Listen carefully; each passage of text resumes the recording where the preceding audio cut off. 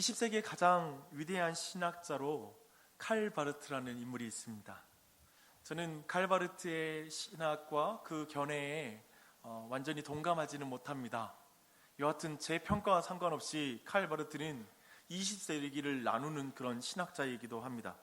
네, 그의 이름을 한 번쯤 들어본 분도 계실 거라 생각합니다. 근데 2008년 칼 바르트의 유족들이 1925년부터 10년 동안 바르트와 그의 비서인 폰 카르슈바움이라는 비서와 오갔던 편지가 공개되었습니다. 그 편지는 바르트와 그리고 그 비서가 연인 관계였다라는 것을 증명하는 증거물이었습니다. 이 일이 있고 나서 물론 이제 그 이야기를 더 자세히 보면요, 1933년도에 바르트와 그리고 그 비서 사이에 서로 결혼하고 싶었던 그런 마음까지 있었다라고 확인이 됩니다. 다만 바르트의 아내였던 넬라라는 그 아내가 이혼을 반대했기 때문에 두 사람이 이혼하지를 못했습니다.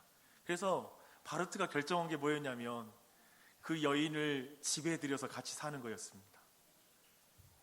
상상할 수 없죠. 그래서 결국에는 한 집안에서 살기로 결정했고, 바르트의 이 결정이 아마도 그 넬리와 그의 자녀에게 얼마나 큰 고통을 주었을지는 충분히 상상이 될 것입니다. 하지만 놀랍게도 그들은 이 사실을 그냥 받아들이고 살았다고 합니다. 과거에 그럴 때 있잖아요. 예전에 우리 근대에 와서도 이렇게 다른 그 새엄마 데리고 와서 살거나 이런 일이 우리나라에서도 있었잖아요. 다만 이 두 사람의 관계가 유가족뿐만 아니라 사실 이 일이 공개되고 나서 많은 사람들에게 큰 당혹감이 되었습니다. 그 중에 바르트의 그 위대한 저작물에 영향을 받았던 사람들에겐 큰 충격이었죠. 왜냐하면 그 저작물들이 바르트와 그의 비서인 그 여인의 도움을 받아서 그 저작물이 만들어졌거든요. 그러니까 그것을 어떻게 이해해야 될지 모르는 것입니다.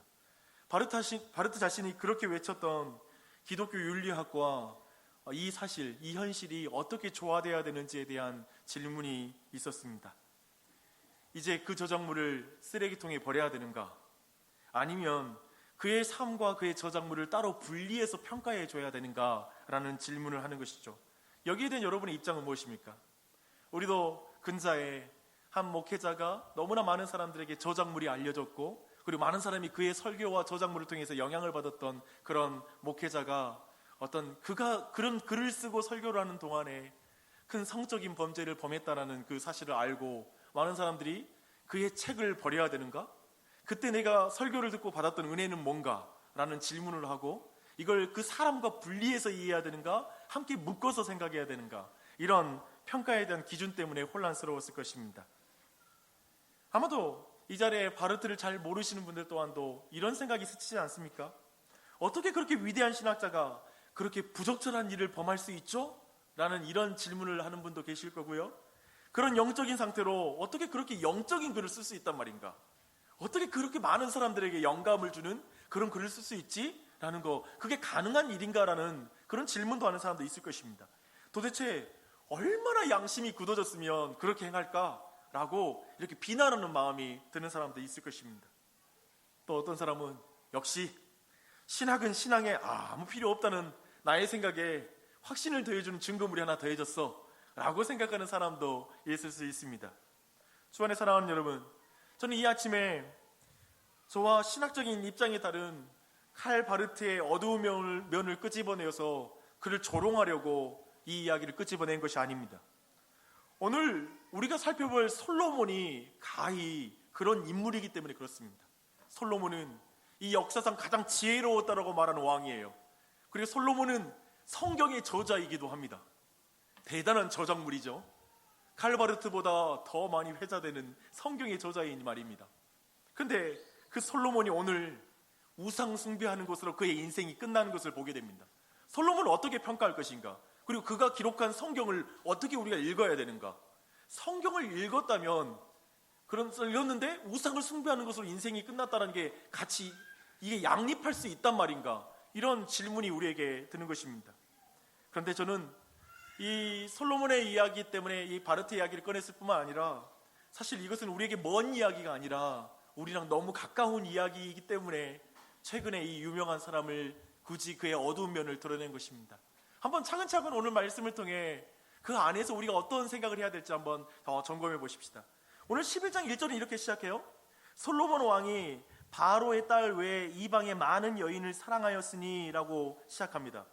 솔로몬이 사랑한 여인들이 구체적으로 보니까요, 후궁이 700명이고 첩이 300명입니다. 1000명의 아내를 둔 것입니다. 근데 우리는 이걸 어떻게 생각해야 될까요? 솔로몬 왕이 부인을 1000명이나 뒀다라는 것을 어떻게 생각해야 될까요? 정말 1000명이었을까? 그렇죠? 마치 1000번제처럼 이 숫자를 고지고대로 우리가 1000마리의 번제라고 우리가 지난주에 볼 때 그렇게 1000마리의 범죄라고 생각할 수도 있지만 이것을 많은 숫자의 제물을 드렸다라고 이해할 수 있는데 아마도 이 1000명의 부인 또한도 많은 사람의 부인을 건드렸다라고 이렇게 이해하는 것도 가능할 것입니다. 근데 그 여인들에 대해서 사실 성경은 부정적으로 말합니다. 구체적으로 이 이야기는 어떻게 이어지냐면요, 그 여인들이 왕의 마음을 돌아서게 했다라고 표현하고 있습니다. 도대체 뭐로부터 돌아서게 했을까요? 그 내용을 4절에서 자세하게 밝히고 있어요. 솔로몬이 나이가 많을 때 그의 여인들이 그의 마음을 돌려 다른 신들을 따르게 하였다라고 말합니다. 지금 이 1000명의 여인들이 나이 늙은 솔로몬의 마음을 하나님께로부터 돌이켜서 다른 신들에게로 돌이켰다라고 말하고 있는 것입니다.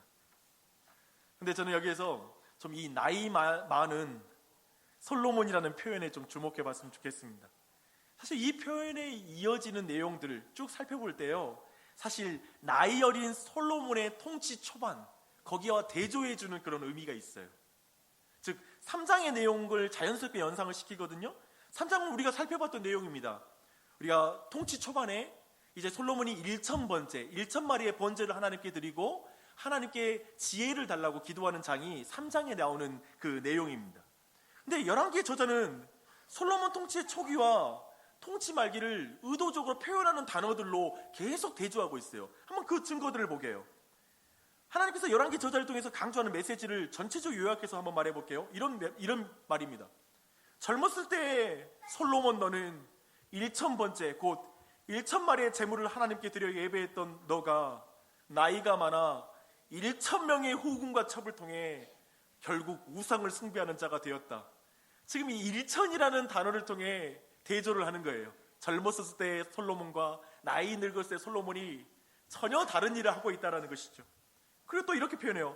아직 어려운 왕으로서 어떻게 해야 할지 모를 때에는 1000번제를 드리고 하나님께 지혜를 받았던 너가 이제 늙어서 1000명의 여인과 함께 우상 숭배를 하는 미련한 자가 되었다 라고 하는 이 대조가 있는 거예요.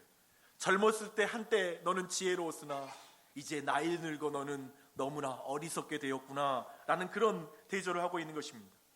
이것에 대해서 오늘 1절 말씀 있잖아요. 11장 1절 말씀에는 매우 중요한 단어가 하나 있어요. 그게 3장하고 또 대조를 이루어요. 그 말이 뭐냐면 솔로몬 왕이 바로의 딸 외에 이방의 많은 여인을 사랑하였다라는 이 표현입니다.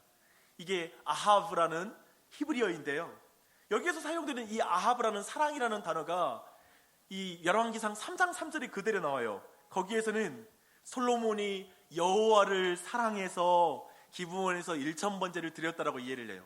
여호와를 젊었을 때는 사랑한 거예요. 근데 이제 나이 늙어 이방 여인을 더 사랑한 거예요.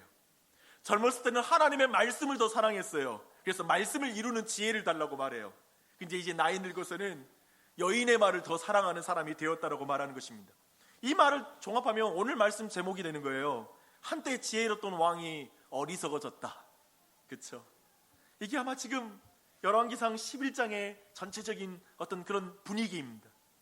우리는 젊었을 때 되게 총명하고 바른 판단을 내리는 지도자였으나 나이가 늙어서 노욕에 가득 찬 지도자로 변하는 모습 보고 실망했던 경험들이 있을 것입니다. 교회에서도 그 경험이 있을 수 있고요, 주변의 어떤 사람일 수 있습니다.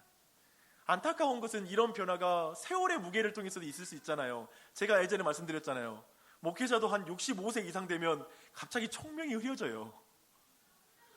개인적으로 저도 65세를 기준으로 삼고 있어요. 제 은퇴 시기를 65세로 생각을 하고, 이게 매우 사람이라는 게 이 나이의 세월의 이 무게를 다 비껴나가기 쉽지 않다는 생각을 하게 됩니다. 근데 그런 나이로도 사람이 변하겠지만 한편으로는 어떤 자신의 위치로도 사람이 바뀌는 것 같습니다. 평사원일 때에는 그렇게 친절하고 자상했던 사람이 갑자기 완장을 차니까 어떤 지위에 오르니까 그렇게 차갑고 딱딱한 사람으로 갑자기 변하는 것이죠. 그래서 사람들은 이런 말을 해요. 야, 그 사람 예전에는 참 겸손했는데 세월 지나니까 사람 무서워지네. 사람 그 직분 맡으니까 사람 무서워지네. 많이 바뀌었네. 라고 이렇게 말하는 경우를 봅니다. 그러면서 이렇게 말하죠. 나이가 사람을 바꿔. 그리고 또 위치가 사람을 바꿔. 라고 이렇게 평가하기도 합니다. 어떤 시점에 따라 사람이 확 바뀐다고 우리는 생각하는 거예요. 그러나 저는 솔로몬의 경우도 그렇고요. 우리의 인생을 찬찬히 살펴볼 때 사람이 그렇게 갑자기 바뀌지 않는다라고 저는 생각합니다. 생각해 보십시오. 지금 1,000명의 여인을 솔로몬이 뒀다고 하잖아요. 근데 1,000명의 여인을 한순간에 둔 게 아니에요. 매우 오래전부터 한 명씩 결혼하면서 사람을 세우다가 1,000명이 된 거예요. 굉장히 긴 세월 걸린 것입니다. 그래서 3장을 보면요, 솔로몬이 나이가 어렸을 때 애굽왕 바로의 딸과 혼인했다고 3장 1절이 말하고 있어요. 그것과 동시에 이제 3절에서 있잖아요. 여호와를 사랑하여서 1,000번째 드렸다가 동시에 기록되고 있어요. 저는 이게 굉장히 중요하다고 생각해요. 즉 성경은 일찍부터 솔로몬의 마음이 나누어져 있다라고 말하고 있는 거예요. 솔로몬이 마지막 때에 나이 늙어서 타락한 게 아니라 일찍부터 타락의 씨앗을 품고 있는 거예요. 오래 품고 있다가 마지막 나이 들어서 그게 폭발한 거예요. 여기에 더하여 많은 수의 마병을 가지고 있었다라는 것, 그것 또한 더 거듭해서 성경이 강조하는 것입니다. 4장 26절 28절에서도 많은 마병을 가진 것이 강조되고요, 또 오늘 본문 바로 앞인 10장 25절로 29절에도 또 많은 마병을 가지고 있다고 그래요. 병거가 1,400대요 그리고 마병이 12,000명이었다고 말합니다. 또 예루살렘에 은금을 많이 쌓아두었다라는 표현도 쓰고 있습니다. 우리는 지금 몇 번의 설교를 통해서 이렇게 많은 수의 말과 병거, 은금을 쌓아두는 것, 많은 아내를 두는 것이 신명기 17장의 말씀, 즉 하나님께서 왕에게 명령하신 금했던 것들을 솔로몬의 그 통치 기간 내내 중간마다 성경이 의도적으로 기록하고 있다는 걸 우리는 살펴봤습니다. 계속 말한 게 뭐예요? 솔로몬은 마지막에 늙어서 타락하지 않았다는 거예요. 나이 늙었으니까 타락한 게 아니라 아주 젊었을 때부터 그의 세계관과 가치관 속에 타락의 씨앗을 품고 있었던 거예요. 그게 조금씩 자라다가 이제 나이 늙어서 이제 완전히 거기에 사로잡혔다라고 이해하는 게 성경을 바르게 해석하는 것이 될 것입니다. 대형 사고를 만나기 전에 징후를 보인다라는 법칙이 있어요. 하인리 법칙이에요. 그게 어떤 거냐면 한 번의 대형 사고가 터지기 전에 여러 번의 작은 사고가 일어나고 잠재적인 사고의 가능성도 수없이 우리에게 징후를 보여준다고 하는 것입니다. 이 법칙은 그냥 자연현상과 그리고 사회현상에만 적용되는 법칙이 아니에요. 저는 이것이 영적으로도 적용된다고 생각합니다. 젊은 시절 그토록 지혜로웠던 솔로몬이 우상을 숭배하게 되는 것을 볼 때 사람들은 다 경악해요. 나이 늙어서 타락했다. 어떻게 사람이 그렇게 변할 수 있냐고 말합니다. 아까 말한 것처럼 나이가 무섭다고 말하기도 해요. 하지만 솔로몬은 어려서부터 마음이 나뉘어져 있습니다. 다만 처음에는 그 마음이 잘 안 보여요. 그리고 그것이 확연히 드러나지 않을 뿐이에요. 그저 이야기로만 서술되어 있거든요. 평가가 없으니까 그냥 그 이야기 읽으면 야, 솔로몬 잘했네 라는 생각이 들어요. 마치 이런 거예요. 사람들은 굉장히 쉽게 속아요. 솔로몬의 1,000번째와 뛰어난 지혜에 집중하다가 그가 바로의 딸을 동시에 취하고 있다는 걸 보지 못해요. 솔로몬의 장엄한 건축물인 성전 건물의 우리의 시야가 빼앗겨서 그가 그때 자신의 왕궁을 지으면서 뭐를 우선순위에 뒀는지를 우리로 하여금 의심하게 만드는 기록이 있다는 걸 그걸 보지 못해요. 단지 솔로몬은 위대한 성전을 지은 훌륭한 사역자였어라는 그것만 남는 거예요. 스바의 여왕이 솔로몬을 찾아왔을 때 제가 찬찬히 말씀 보니까요, 스바의 여왕은 솔로몬에게 그 솔로몬의 지혜를 보면서 뭐라고 하냐면 여호와께서 당신에게 주신 지혜라고 말해요. 물론 이것을 영적으로 받아들일 필요는 없어요. 그냥 국제관계에서 의례적인 표현일 수 있어요. 하지만 그는 그렇게 표현하지만 솔로몬은 하나님을 자랑하는 장면이 안 보여요. 솔로몬은 이스라엘의 왕이잖아요. 그러면 자신의 모든 영광을 하나님께 돌려야 되잖아요. 그런 표현들이 나타나지 않아요. 솔로몬은 그저 화려한 건축물과 많은 수의 마병과 막대한 부를 축적하는 것에 관심이 있다는 걸 시종 보여주는 거예요. 심지어 그는 자신의 기도에서 여호와가 이스라엘 백성들의 마음을 언제나 주께로 향하게 해달라고 간구해요. 하지만 그때도 그의 마음은 나누어져 있어요. 이걸 어떻게 이해해야 되죠? 사실 이걸 잘 이해하는 방법은 우리 기도할 때 우리 마음이 나눠진 걸 보면 잘 알 수 있어요. 우리가 하나님의 거룩한 성전을 짓는다, 마치 교회를 세운다고 하면서도 내 욕심이 그 안에 있는 것을 우리가 보면 이런 사람 안에 일관성이 없고 한 마음이 되지 않는 이 두 마음을 우리는 충분히 이해할 수가 있습니다. 사람이 그래요. 좋은 일도 나 좋아서 해요. 나 좋으라고 할 수 있어요. 그게 사람이에요. 그런 면을 보여주죠.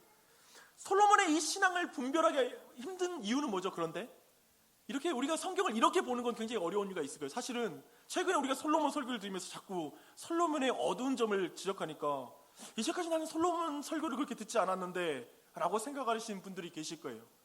제가 의도적으로 그러는 게 아닙니다. 새롭게 보려고 그 부분을 끄집어낸 것이 아니라 성경이 그것을 쭉 설명하고 있어요. 그대로 따라가 보는 거예요. 근데 솔로몬은 사실 분별하기 너무 힘들어요. 왜냐하면 솔로몬은 성전을 지었고 성전에 하나님이 임재하시거든요. 야, 하나님이 임재하셨으면 과정도 다 하나님 받은 거 아닙니까? 그렇잖아요. 그런 생각을 하게 해요. 그리고 그의 모든 영광과 부요와 지혜를 보면 솔로몬의 모든 그 통치 기간도 다 하나님 앞에 받아들여진 게 아닙니까? 라는 생각을 하게 하죠. 근데 저는 그것이 함정이라고 생각합니다.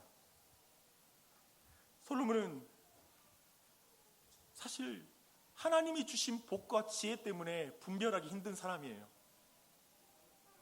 그렇다고 해서 하나님이 솔로몬을 타락하게 만드는 원인 제공자가 아니에요. 사실 솔로몬을 통해서 우리에게 주시는 메시지는 이것입니다. 솔로몬은 도대체 하나님이 주신 복과 그 조건을 가지고 무엇을 했는가입니다. 솔로몬은 지상에서 가장 지혜로운 자였잖아요. 그리고 가장 많은 어떤 부귀영화를 누렸잖아요. 그걸로 뭐 했냐 이거예요.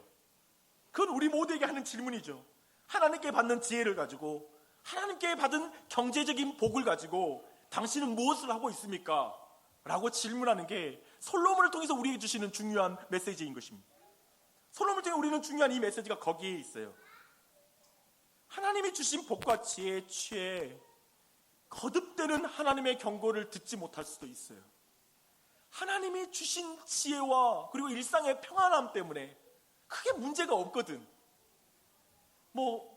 하나님께 매를 맞거나 가정 중에 병을 걸리지도 않아. 분명히 우리는 하나님 말씀 떠났는데도 그게 그냥 일상에서 유지돼. 그러니까 문제가 없다고 생각하는 거예요.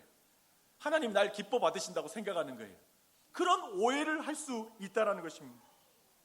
생각해보면 하나님이 주신 복과 지혜로 인해 스스로 속이는 인생이 가장 비참해요.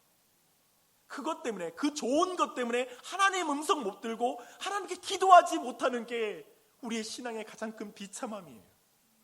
여러분 인생 어떠세요? 물론 이 자리에 너무 버거운 인생, 너무 힘들어서 하나님 의지하러 나온 사람이 있는 걸 알고 있어요. 그것도 좋은 일이에요. 감사할 일이에요.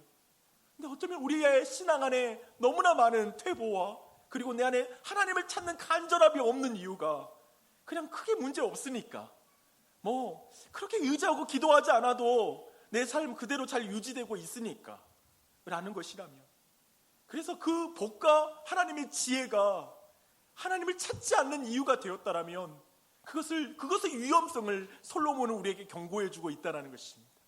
그걸 깊이 더 살펴보십시다.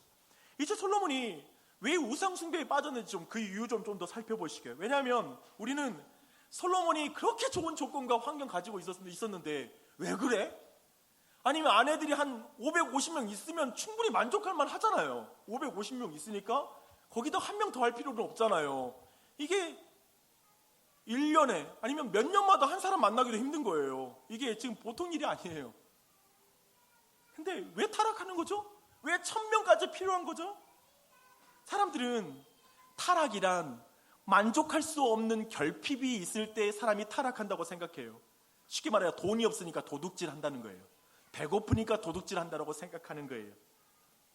그래서 사람들이 이해 못하는 게 있어요.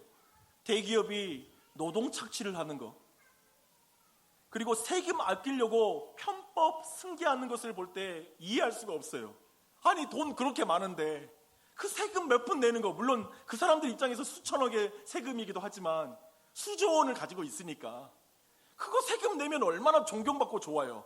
우리는 결핍으로 죄를 짓는다고 생각하니까 그 정도 가졌으면 만족하고 더 이상 죄를 지으면 안 된다고 생각을 해요.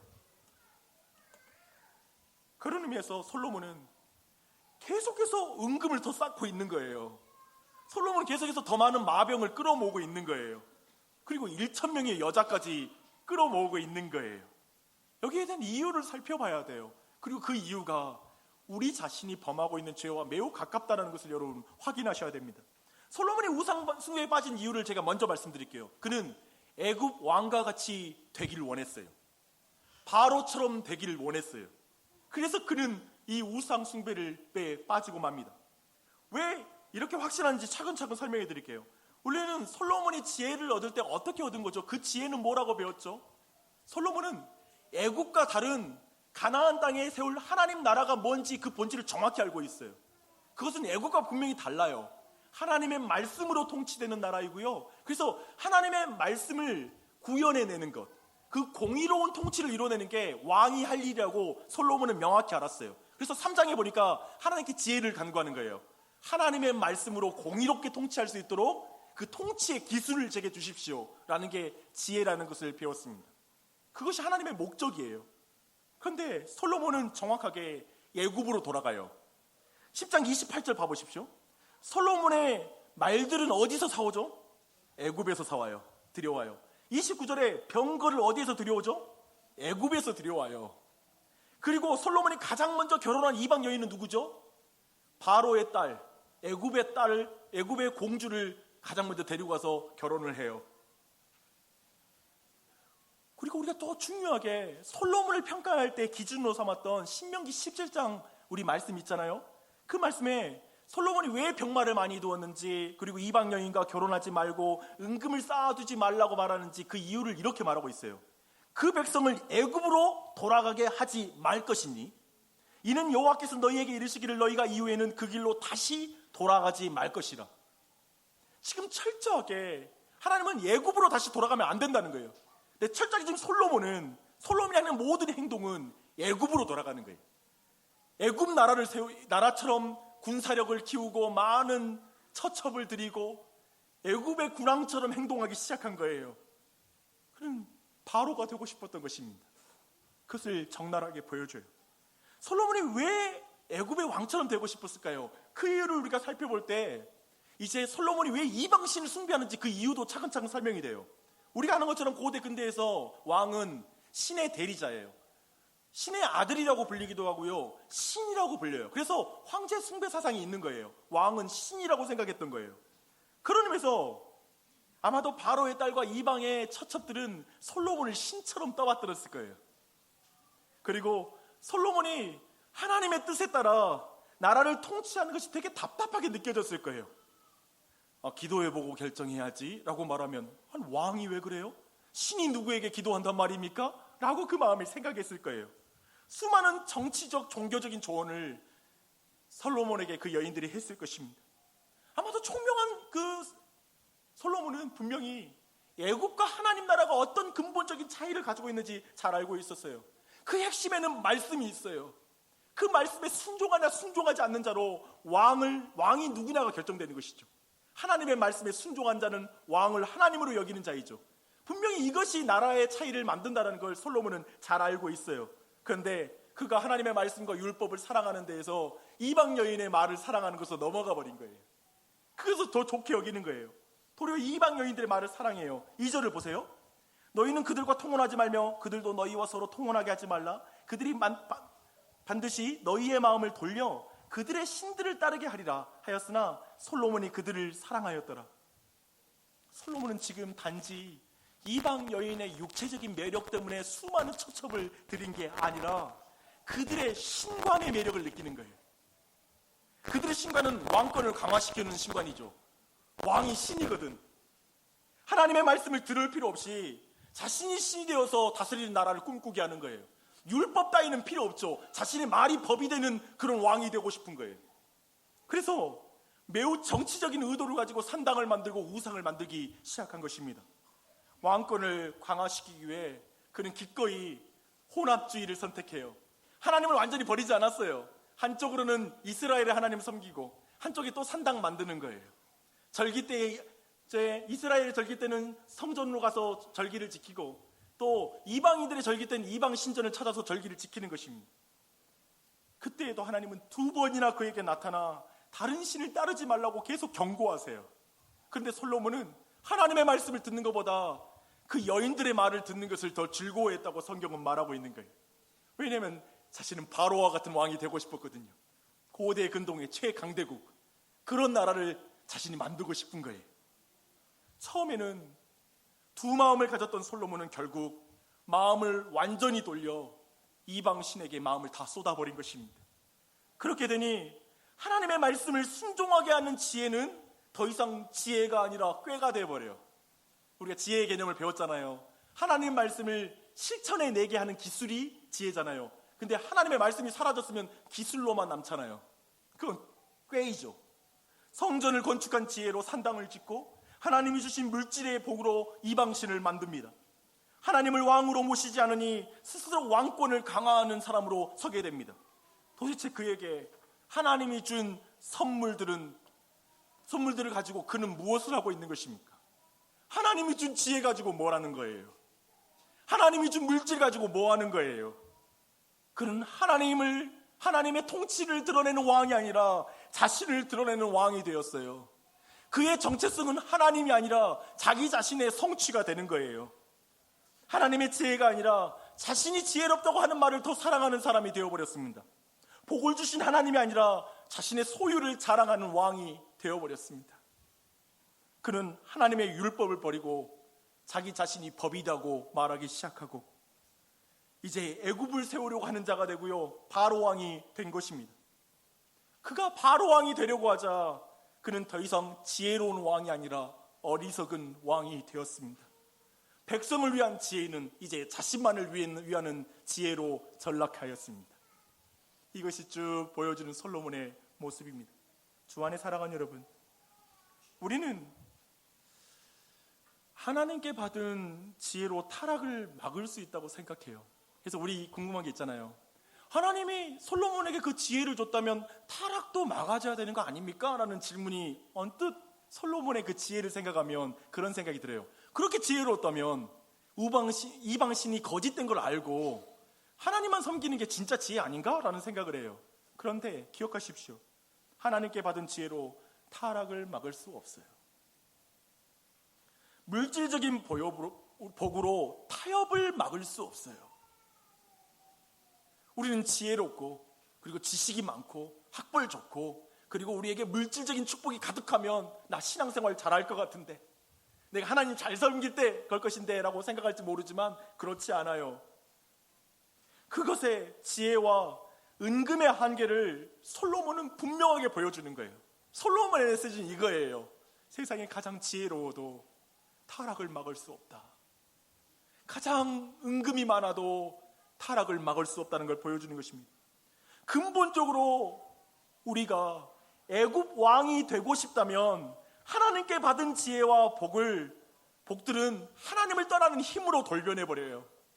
똑똑해서 하나님 무시할 수 있는 거 아시잖아요. 자고로 예수님 안 믿는 가능성은 너무 똑똑하면 안 믿어요.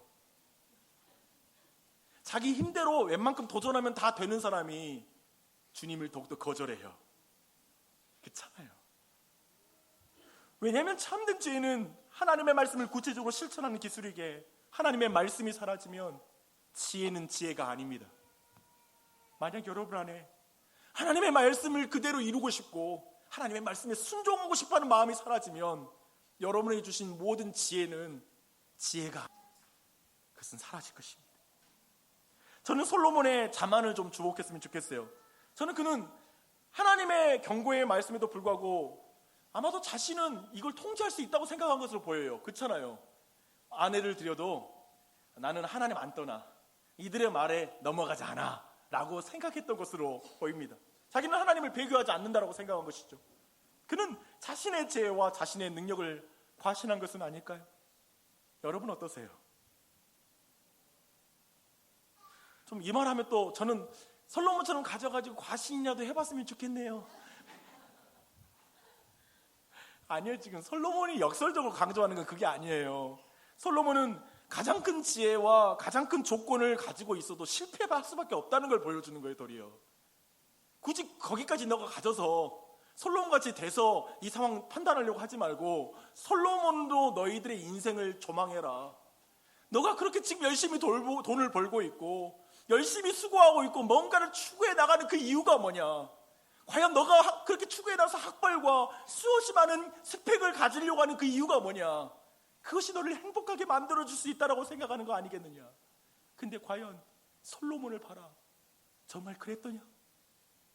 그것으로 스스로 왕이 되었을 때 그에게 내가 준 모든 선물 또한도 쓰레기처럼 돼버리지 않느냐? 그런 거 있잖아요. 너무 많은 것을 가졌는데 제대로 안 살면 너무 안타깝잖아요. 가진 것이 너무 많을수록 잘못 살면 너무 속상하잖아요. 지금 도리어 솔로몬은 우리에게 그걸 말해주는 거예요. 내가 너에게 그렇게 선물을 많이 줬는데 자꾸 없다고 말하는 거, 자꾸 불평하는 거. 난 이것도 없고 남편도 부족하고 아내도 부족하고 내 애들은 이런 게 부족하고 난 왜 이렇게 불행한 조건이 많죠 라고 말하는 그 마음을 향해 말하는 거예요. 내가 내게 준 것이 왜 없냐? 내가 내게 준 것이 왜 없냐? 라고 말하고 있는 것이죠. 남편이 바뀌어서 내가 행복하겠느냐? 아이들이 성공하면 네가 어느 정도 행복할 수 있겠냐? 그게 너를 완전히 만족시킬 수 있다고 생각하느냐? 아니, 하나님을 왕으로 모시지 않는 마음에 무엇을 넣어도 인간은 만족할 수 없단다. 솔로몬을 통해 봐라. 솔로몬을 봐라. 솔로몬을. 이제 전체 말씀을 정리하겠습니다. 저는 솔로몬의 인생 전체를 평가할 때 좀 이 말이 기억이 났습니다. 제가 이런 말을 만들어 봤어요. 한 번 오르면 항상 옳은 것인가? 한 번 아니면 항상 아닌 것인가? 그런 거 있잖아요. 솔로몬의 인생을 딱 볼 때 바르게 행할 때도 있어요. 그런데 그 안에 잘못된 것도 있어요. 저는 이 모든 걸 좀 분리해서 봤으면 좋겠어요. 우리는 솔로몬의 인생에서 아름다운 지혜와 업적 그리고 함께 그림자를 함께 봅니다. 근데 우리 모두는 여기다 대놓고 질문하는 건 결국 이거더라고요. 그래서 목사님, 솔로몬은 구원 받았나요?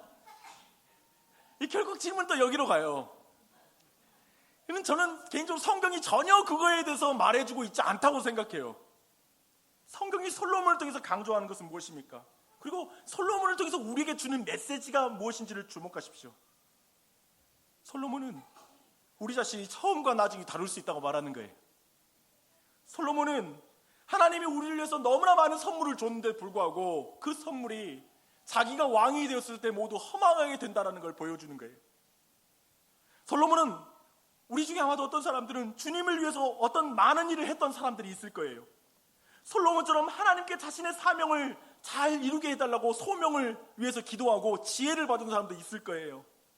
한때 여러분도 지혜로웠던 때가 있었어요. 한때 은혜 받았을 때가 있었을 거예요. 한때 정말 은혜로 충만해서 기쁨이 가득했을 때가 있었을 거예요. 말씀을 그대로 순종하고 싶었던 갈망이 있었을 때도 있었을 거예요. 그런데 지금 어디에 계세요? 그런데 지금 어디에 계세요? 어떤 분들은 지금 큰 문제가 없는 사람도 있을 거예요. 그래서 이대로 살아도 상관없지 뭐 라고 스스로 전혀 자신의 문제를 보지 못하는 사람도 있을 거예요. 그러나 어떤 사람들은 그 안에 채워지지 않는 마음으로 이 자리에 앉아있는 사람도 있을 것입니다. 점점 하나님과 거리가 멀어지는 마음. 왠지 처음에는 좁았었는데 나이가 어렸을 때는 좁았던 거고 하나님과 함께 했던 것 같은데 이제는 하나님 나와 멀리 느껴지는 사람이 이 자리에 있을 것입니다. 갈수록 고집이 세지는 사람, 스스로 이제 완고하게 기도도 안 하고 하나님의 말씀도 보지 않을 정도로 스스로의 지혜를 과신하고 자기의 능력을 과신한 영적인 상태로 있는 사람이 이 자리에 있을 것입니다. 주 안에 사랑하는 여러분, 우리에게, 그런 우리의 일상에 1000명의 여인들이 말하고 있어요. 1000명의 여인이 TV를 통해, 친구들을 통해 계속 우리에게 말해요. 애굽으로 돌아가. 교회 그만 다녀. 의미도 없잖아. 하나님의 말씀 의미하고 묵상하고 어떻게 따를지 생각하는 거 복잡하지 않아? 단순하게 그저 네가 느끼고 너가 원하는 대로 네가 법이 되어 살아. 너가 왕이 되어 살면 살면 되잖아. 왜 한 번뿐인 인생을 그렇게 구질구질하게 살아?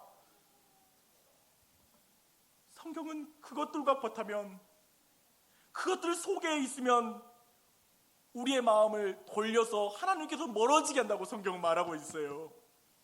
이 세상의 말을 버타면 여러분을 하나님으로부터 멀어지게 하고 돌이켜버리는 거예요. 우리는 내 마음을 절제하고 통제할 수 있다고 생각할지 몰라요. 절제하십시오. 절제하십시오.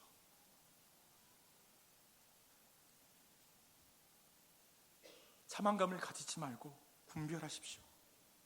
하나님의 말씀보다 더 지으려고 하지 말고 하나님의 능력보다 더 능력 있으려고 하지 마십시오. 이 두 가지는 성경 안 보는 것과 기도 안 하는 것으로 딱 드러나요. 하나님보다 지혜롭다고 생각하는 사람은 성경을 안 봐요. 성경을 더 공부할 욕망을 안 느껴요. 이제 아는 거로 충분한다는 생각이 너무 지배적이야.